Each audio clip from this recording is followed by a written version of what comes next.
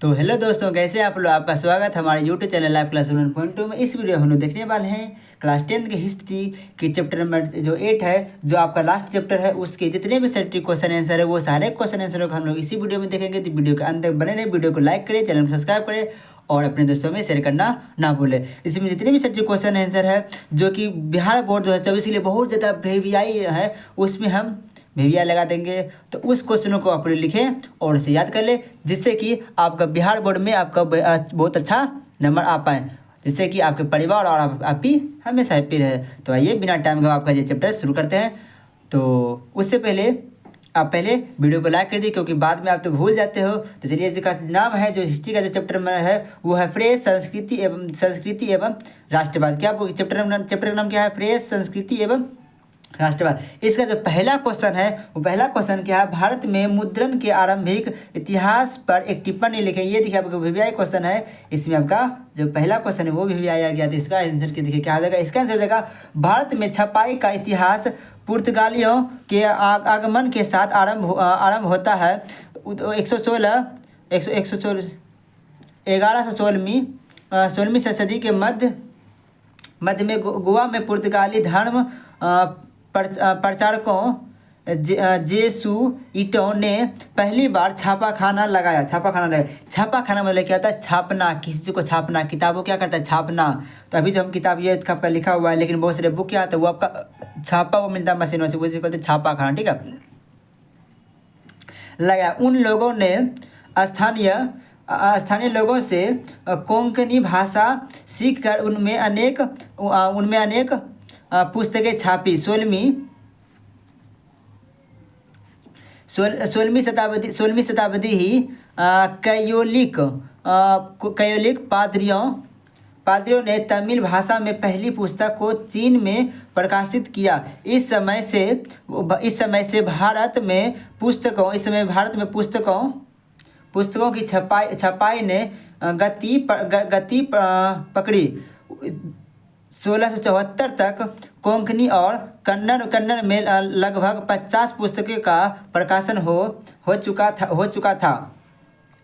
Dutch धर्म प्रचारक ने भी पुस्तकों की छपाई में पीछे नहीं रहे। उन लोगों ने पुरानी पुस्तकों के अनुवाद सहित 32 तमिल भाषा में किताबें छापी। इस प्रकार भारत में पुस्तकों का प्रसारण यूरोपीय धर्म प्रचारकों द्वारा आरंभ किया गया।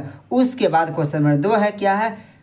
तकनीकी विकास का मुद्रण पर क्या प्रभाव पड़ा? ये भी VVI क्वेश्चन। इसे आपका VVI लगाते, इसको भी आप लोग ले लीजिए।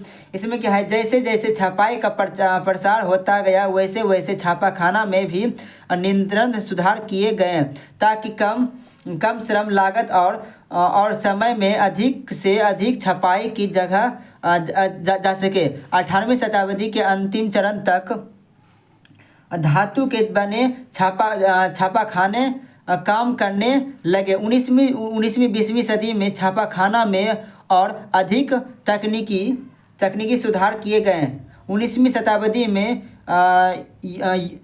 न्यूयॉर्क निवासी एमएस होने शक्ति 40 बेलनाकार प्रेस का इजाद किया। इसके द्वारा प्रति घंटा 8,000 ताव छापे जाने लगे। 8,000 किताब छापे जाने लगे। इससे मुद्रण में तेजी आई। इसी सदी के अंत तक ऑफसेट प्रेस भी व्यवहार में आया। इस छापाखाना द्वारा एक ही साथ छह रंगों में छपाई की जा सकती थी। 20वीं सदी के आरंभ से बिजली संचालित प्रेस व्यवहार में आया।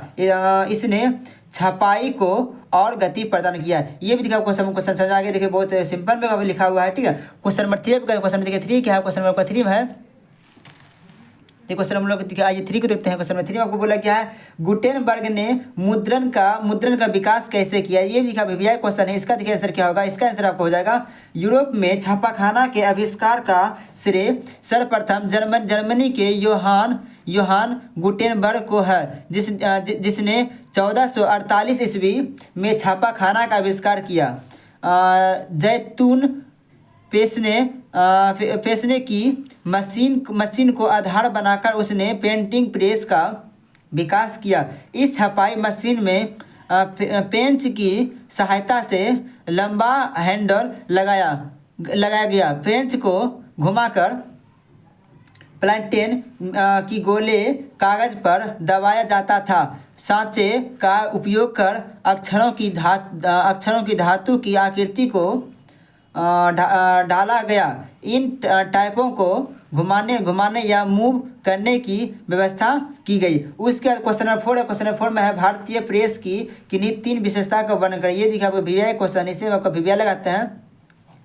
इसमें हो जाएगा भारतीय प्रेस की विशेषता निम्नलिखित है। नंबर आपका ये हो जाएगा क्या, यह ब्रिटिश सरकार के विरुद्ध भारतीयों की भावनाओं को एक रूप देने उनकी नीतियाँ एवं शोषण के विरुद्ध जागृति लाने एवं देश प्रेम की भावना जागृत कर राष्ट्र निर्माण में इनके महत्वपूर्ण भूमिका का निर्वहन किया। निर्वहन क्या है उसका पॉइंट नंबर 2 है। पॉइंट नंबर 2 ये क्या बोला गया है, इसके द्वारा न्यायिक निर्णयों में पक्षपात, धार्मिक एवं सामाजिक सुधार आंदोलन को बल मिला तथा भारतीय जनमत जागृत हुआ, जागृत आगे बढ़ा। ठीक है, उसके बाद पॉइंट नंबर 3 है, इसने न केवल राष्ट्रवादी आंदोलन को नई दिशा दी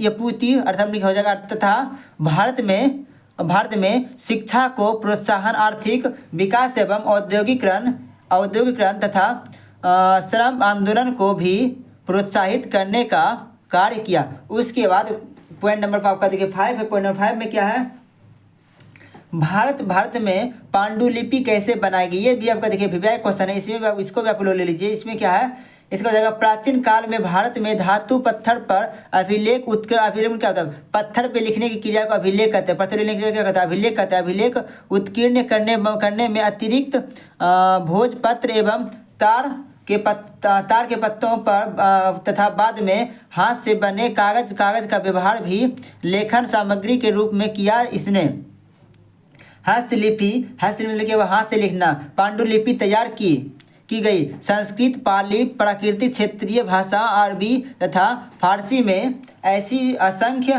पांडुलिपियाँ तैयार की गई। इसके किनारों को सुंदर रंगीन चित्रों से सुचित्रित किया जाता था। इसके पन्नों को सिलकर उन पर जिल्द चढ़ा दिया जाता था जिससे वे सुरक्षित रही। उसके बाद क्वेश्चन नंबर 6 है। क्वेश्चन नंबर 6 क्या है, वर्नाक्यूलर प्रेस एक्ट पारित करने का क्या उद्देश्य था। इसका आंसर हो जाएगा वर्नाक्यूलर प्रेस एक्ट पारित करने का मुख्य उद्देश्य था। नंबर 1 में है, सरकार वैसी कोई पत्रिका अथवा प्रचार पत्र को मुक्त रूप से प्रकाशित नहीं होने देना चाहती थी जिससे सरकारी व्यवस्था और नीतियों की आलोचना हो तथा। नंबर 2 हो जाएगा, भारत में उभरते राष्ट्रवाद के प्रसार को रोकने के लिए। उसके बाद क्वेश्चन नंबर 7 है। क्वेश्चन देखिए 7 ये देखते क्या है। क्वेश्चन नंबर 7 बोला गया है क्या, यंग इंडिया समाचार पत्र के बारे में बता दिए। भी दिखा वीवीआई क्वेश्चन, इसे हम वीवीआई लगाते हैं। ये क्या है, यंग इंडिया अंग्रेजी में प्रकाशित समाचार पत्र था। इसका प्रकाशन 1919 ईस्वी में अहमदाबाद से हुआ। इसके संपादक महात्मा गांधी थे। इसके माध्यम से महात्मा गांधी ने अपने विचारों तथा राष्ट्रवादी आंदोलन का प्रचार जन तक किया, यानी कि लोगों तक किया। उसका क्वेश्चन नंबर 8 में है, रोमन चर्च ने प्रकाशकों और पुस्तक विक्रेताओं पर प्रतिबंध क्यों लगाया। इसका आंसर हो जाएगा, रोमन चर्च प्रकाशकों और पुस्तक विक्रेता पर प्रतिबंध इसलिए लगाया जिससे प्रकाशक धार्मिक स्वरूप को चुनौती देने वाली सामग्री का प्रकाशन नहीं कर सके। पुस्तकें धार्मिक माताओं एवं चर्च की सत्ता को चुनौती दे रहे थे। उसका क्वेश्चन आपका जो 9 है, क्वेश्चन में देखिए 9 देखिए क्वेश्चन नंबर 9 में आपका कहा गया, तिलक ने किस भाषा में केसरी और मराठा का प्रकाशन किया। इसका आंसर हो जाएगा, तिलक ने केसरी का प्रकाशन मराठी भाषा में तथा मराठा तथा प्रकाशन अंग्रेजी भाषा में किया। उसके बाद क्वेश्चन नंबर 10 देखिए क्या है। क्वेश्चन में आपका 10 में है, इक्विजिशन से आप क्या समझते हैं, इसकी ज़रूरत क्यों पड़ी? ये देखो, इसका देखिए आंसर हो जाएगा, धर्म विरोधी विचारकों के प्रसार को रोकने के लिए रोमन चर्च ने इक्विजिशन नामक संस्था का गठन किया। यह एक प्रकार का धार्मिक न्यायालय था। इसका काम धर्म विरोधियों की पहचान कर उन्हें दंडित करना था। नए धार्मिक विचारों के प्रसार को रोकने के लिए चर्च ने प्रकाशकों और पुस्तक विक्रेताओं पर अनेक प्रतिबंध लगा दिए, जिससे वे धार्मिक स्वरूप को चुनौती देने वाली सामग्री का प्रकाशन नहीं कर सके। 1558 से चर्च प्रतिबंधित पुस्तकों की सूची रखने लगा, जिससे उनका पूर्ण मुद्रण और वितरण नहीं हो सके। उसके बाद क्वेश्चन में देखिए 11 क्या है, क्वेश्चन में देखिए आपका 11 क्या है। क्वेश्चन आपका जो 11 है उसमें आपका पूछा गया है क्या, लॉर्ड लिटन ने राष्ट्रीय आंदोलन को गतिमान बनाया कैसे? ये का वीवीआई क्वेश्चन है। देखिए इसमें वीवीआई लगाते, देखिए क्वेश्चन नंबर 10 में आपका वीवीआई नहीं लगाती, लेकिन इसमें आपका वीवीआई लगाते। इसको आप जरूर लिखिए। देसी भाषाओं के समाचार पत्र को नियंत्रण में लाने के लिए लॉर्ड लिटन ने 1878 ईस्वी में वर्नाक्यूलर प्रेस एक्ट पारित किया। देसी समाचार पत्र खुलकर औपनिवेशिक शासन के कार्यनीतियों के खिलाफ राष्ट्रवादी भावना को उत्पन्न कर रहे थे। इसी को ध्यान में रखकर लिटन ने देसी भाषा समाचार पत्र अधिनियम के माध्यम से समाचार पत्रों पर अधिक प्रतिबंध लगाया तथा इसे नियंत्रण में लाने का प्रयास किया, तथा लॉर्ड लिटन के वर्नाक्यूलर प्रेस एक्ट ने राष्ट्रीयता की भावना एवं जन असंतोष में उबाल लाने का कार्य किया। साथ राष्ट्रीय आंदोलन को भी गतिमान बनाया। उसके बाद क्वेश्चन नंबर 12 है। क्वेश्चन 12 है, मॉन्टेक्यूलर ने अपनी 25वें संस्थाएं किस चर्च को दरवाजे पर ढांच दी? इसका आंसर जाएगा विटेनबर्ग चर्च ने दरवाजे पर मॉन्टेक्यूलर ने अपनी 25वें स्थानीय को ढांच दी। उसका हो जाएगा क्वेश्चन नंबर आपका 13 क्या, क्वेश्चन 13 में मुद्रण संस्कृति ने फ्रांसीसी क्रांति के लिए किस प्रकार अनुकूल परिस्थिति बनाई थी? इसका वीवीआई क्वेश्चन है, इसको आप लोग जरूर लिखें। जिसका आंसर क्या हो जाएगा, क्या मुद्रण संस्कृति ने निम्नलिखित कारणों से फ्रांसीसी क्रांति के लिए अनुकूल परिस्थितियां बनाई? इसका नंबर 1 पॉइंट हो जाएगा, पॉइंट नंबर 1 हो जाएगा। पॉइंट नंबर 1 है, इसने ज्ञानोदय के विचार पर प्रसार किया। उसका नंबर 2 हो जाएगा, मुद्रण ने वाद विवाद की संस्कृति का भी विकास किया। नंबर 3 हो जाएगा, इसने राजशाही के विरुद्ध असंतोष को बढ़ावा देकर क्रांति की भावना को बलवती बना। उसका क्वेश्चन आपका जो 14 क्वेश्चन देखिए 14 में क्या कहा, ये क्वेश्चन नंबर 14 है जो इस चैप्टर का लास्ट आखिरी प्रश्न है।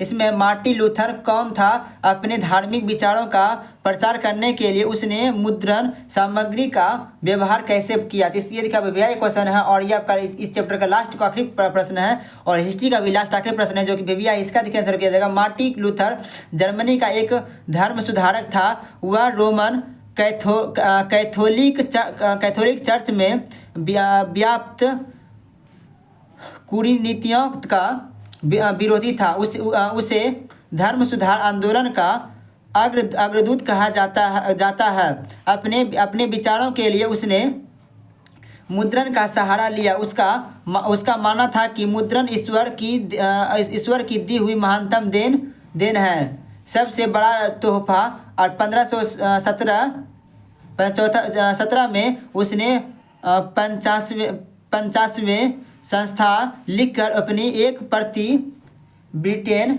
वर्ग चर्च में दरवाजे पर ढांच दी। इसकी प्रतियां छापकर चर्च को वाद विवाद करने की चुनौती दे दी। ये देखिए आपको ये प्रश्न आपको समझ आ गया होगा।